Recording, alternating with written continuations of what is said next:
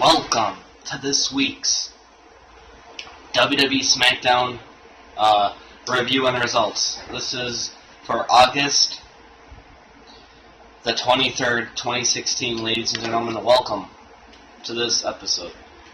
We had a lot going on in the Smackdown, and it was another great show, in my opinion. It has been delivering. We had the two new WWE titles debut on Smackdown last night.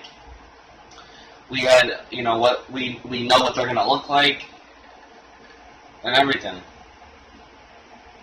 So yes, let's talk about it. Let's talk about the show that is now, in my opinion, the A show. Not the B show. I think Raw's the B show. But here we go. So, yes. So, tonight's Smackdown, or last night's Smackdown, I should say, opened up with Baron Corbin, Eric Rowan, Rhino, and Apollo Crews backstage talking. Now, Dolph Ziggler would have his head down and doesn't look to be in the mood. Now, Edge just to walk in and say that he's new face. He'd be bragging about he beat John Cena at SummerSlam. And then he has a ban that John Cena left at the ring at SummerSlam. He'd basically also mock Ziggler for having a sad face and reps his SummerSlam loss to Dean Ambrose. And he says that he doesn't like losers and attacks them. And they attack him, so Undertaker will have to hold him back. Surfing's also intervened, so Ziggler would tell him to stay the hell away from him and mind his own business. And then we'd be in the ring. So some of the SmackDown wrestlers in the ring with new tag team titles and a new women's title. Shane McMahon and General Manager Daniel Bryan would come out. Shane. Basically, this is a summary. So, they're on podiums with new titles. It's going to be a historic night. So basically, he takes it off the women's division. They announced that a six-pack challenge will happen at Backlash to determine the new champion. The new women's champion for SmackDown, the Blue Brand. And those six participants will be Alexa Bliss, Carmella, Natalya, Naomi, Becky Lynch, and Nikki Bella. All these women look fantastic. They can all go in the ring. I think they will have a great match. It's the first ever six-pack challenge as well for the women's division. They're gonna be one of the matches of the night, in my opinion. I think they're gonna tear the house down. It's just me. Maybe it won't. Maybe it'll suck. But you have women like Nikki Bella, Alexa Bliss, Carmella, Natalya, Naomi, and Becky Lynch all in there. They can all go. They're great in the ring. Their entrances, the way they look, and everything. They can all make a good champion. But I think in the end, these are just an early prediction. Nikki Bella will probably become the new champion for a third time and hold that title for again and dominate the whole division. Just prove why she's the best looking, best in the ring, best entrance, best champion, best everything. She is the real deal. Yeah. But yeah, and then the tag team titles will be decided at Backlash with the tournament that kicks off tonight with American Alpha, the Usos, the Vaudevillains, the Ascension, Breezango, and the Hype Bros. And then Heath Slater would come out, and then he gets a spot in the tag team tournament next week, but he has to find a partner tonight. And the only way he'll get a SmackDown contract if he wins the whole thing. And then AJ Styles will come down, run his mouth, but then it's also there to attack him, and then they have to get separated. Overall, the opening segment was good. I liked how they set the tone for the pay-per-view. They let you know, they filled you in what was going to happen. We have the new tag team titles, the new women's championship. In my opinion, the tag team titles, they looked at both the titles are pretty ugly. I mean, let's face facts. They really aren't that good, but I'm not going to rip on the belts. I mean, the Universal title looks bad as it is. They should have learned with the... they should have changed the color. It's basically the Women's Championship or the Universal Championship even. Just blue. And the tag team titles, Hey, at least they're trying to put their own spin on things, I guess. But good opening. Pretty good opening segment. I liked what they had to say. They told you guys about the pay-per-view, the new title, so they're going to settle it. They let you know what's going to happen. And yeah, and it was good. I liked it, so it was good. And everyone out there and everything, so perfect opener. Then you got Becky Lynch versus Oh, and I think that American Alpha will probably win the tag team titles too. So, then you had Becky Lynch versus Alexa Bliss. So yeah, Alexa Bliss. That's who she faced, and it was the first match of the night in a women's match, and Becky Lynch would win, but with the determined making her tap out. Tap out, building momentum towards the six-tag women's match, six-tag challenge for the women's title at Backlash.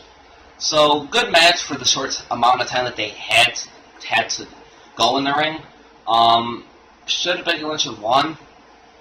I mean, these new women's wrestlers in the division need to get built up from NXT, like Alexa Bliss. She gave a good fight, close in the end, but, I'm just saying. Becky Lynch winning ain't gonna hurt. Just saying, but yeah. It's gonna be interesting to who wins the actual match. Looking forward to it, actually. So yeah, that was a pretty good match. The little time they had, I liked it. Then you had the tag team title tournament match, number 1 Usos versus the Ass Ascension. They actually strike quick and keep control for most of the match. Ascension maybe will be getting built up more.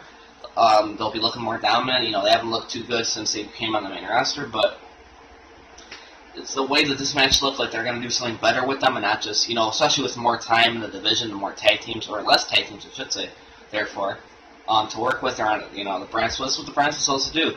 People that wouldn't, tag teams and even superstars in general, that wouldn't necessarily have an opportunity, now might get an opportunity. So the way they looked in this match, I'm looking big things ahead, I would say. They did lose. The Usos did advance in the tournament, but they shined more out of the Usos, in my opinion. I think Ascension really shined in this match and really were the better team, but they looked really good. Wasn't a shock who won, but at times I thought the Ascension might have actually won this match. There was times they had near falls that I was like, maybe the Ascension's actually going to win this, a shocker, but no. The Ascension can do big things, so they really got an opportunity. Usos, yes, they're great. They're probably the greatest tag team right now, but maybe second behind the New Day, maybe. But on SmackDown, probably the best. Will they win it? I don't know. Like I said, American Alpha will probably do it. Or maybe Heath Slater, but maybe they'll do that storyline will keep it up. Because Heath Slater's freaking entertaining as hell. I love when he's on the mic, especially this storyline with his contract stuff. It's great stuff. I hope they keep it up for a little bit more. So yeah, then AJ Styles would come out. He'd say some stuff. The whole point is Ziggler would come out. Oh, by the way, that match was pretty good, by the way. It was a pretty good match. Good match, just standard, nothing special, but yeah, so it also would come out, the officials are holding them back. And yeah, and then basically, Dolph Ziggler, or should I say Daniel Bryan, will interrupt and say that he will not let them ruin this show. He says that, yes, AJ Styles should be the number 1 contender. Now, he basically he bucks Ziggler versus AJ for tonight in the main event. However, these are the stipulations. If AJ wins, he faces the WWE Champion Dean Ambrose at Backlash. If Ziggler wins, he gets added to the match to make it a triple threat. So, yes, there it is. So, I liked it. It's like, it sets the tone for the main event. It doesn't necessarily set the tone, but it sets you if you were maybe getting bored with SmackDown. It wasn't boring at all, but let's say if you were like, why am I watching? They gave you a reason to watch, and yeah, because that was a great main event. On paper it looks great, but was it really great? High stakes in that match, and yeah. Then you get Nikki Bella's epic return on SmackDown Live for a debut, her officially making her first match back in 10 months. Well, her first match on SummerSlam, but then yeah, she was going to face Carmella, and then she would have a pre-match interview. However, Carmella would attack her from behind and lay her out. She'd drop her with a DDT. She'd beat on her some more. She'd be clutching her neck. She'd hit her with her own with a Bella Buster, and Carmella would send in a message. She wants, Nikki Bella wants the spotlight. She deservedly so, but Carmella stopped that and made it all about her. Now, this was a double turn. You had Carmella really as a face, Nikki Bella as a heel, but WWE's going to take the opportunity to take advantage of Nikki Bella's return and that babyface reaction, because she's loved, that she has a big merchandise sales, she draws and she's the best in the ring, on the mic, entrance, body, looks, everything. Perfect. The real deal, the true champion. I mean, it was great stuff how she came back. She has a heart of a champion, a heart of a lion, and she made her way back. And she's back. She's tough. Praise Nikki Bella, because she really is it. She's the whole package. She has the whole package. I mean, it's really it. And I think she'll win the Women's Championship again. So, yeah. Her next, she should be okay, but yeah.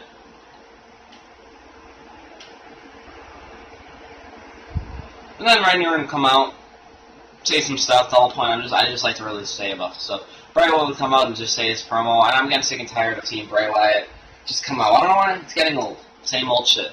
Okay? First of all,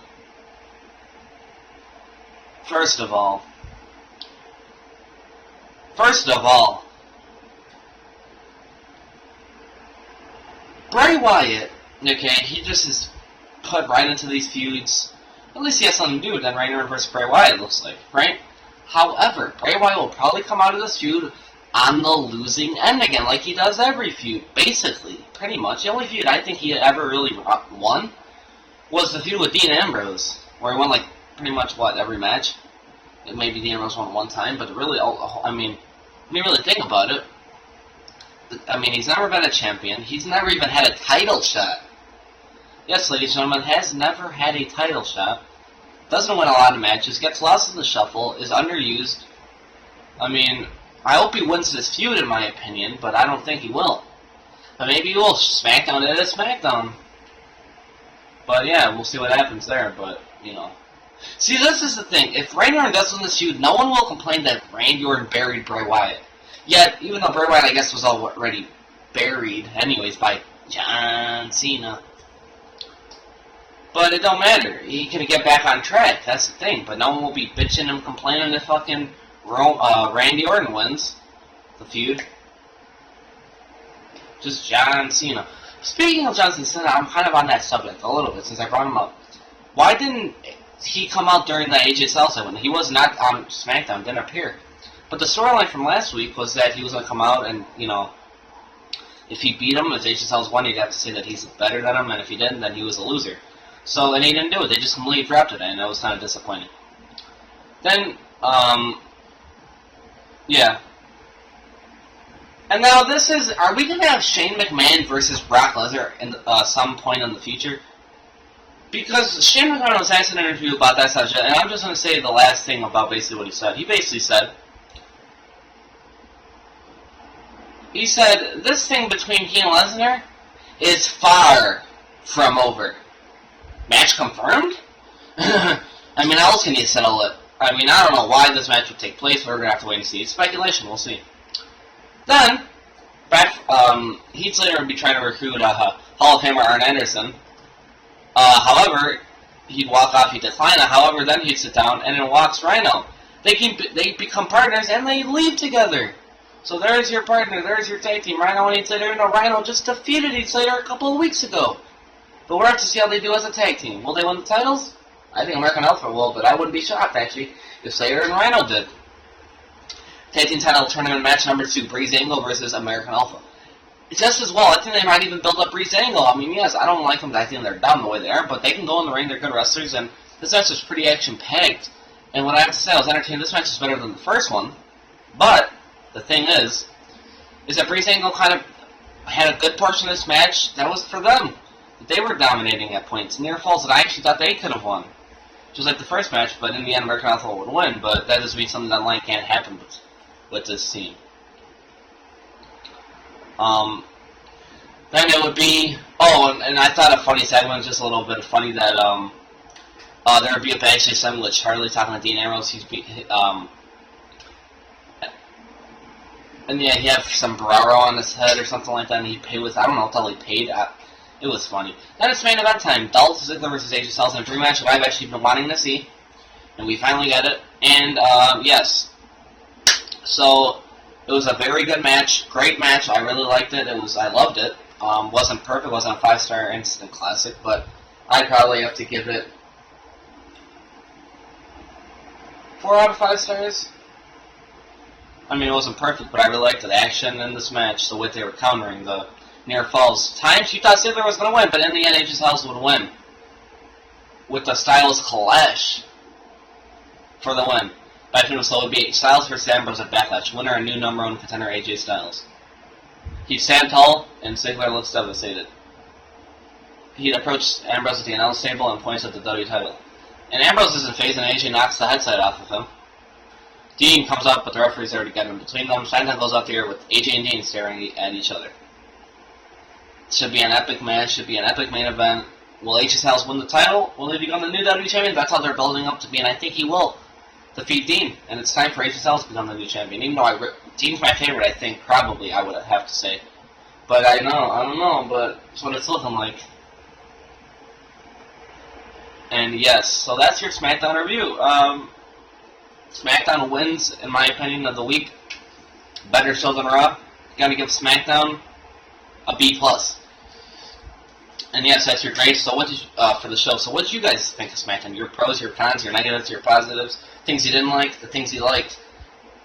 Just tell me everything you think. Everything you think. In the comment section below. Like, share, comment, subscribe, and until next time, guys, I'll see you guys later. Peace out.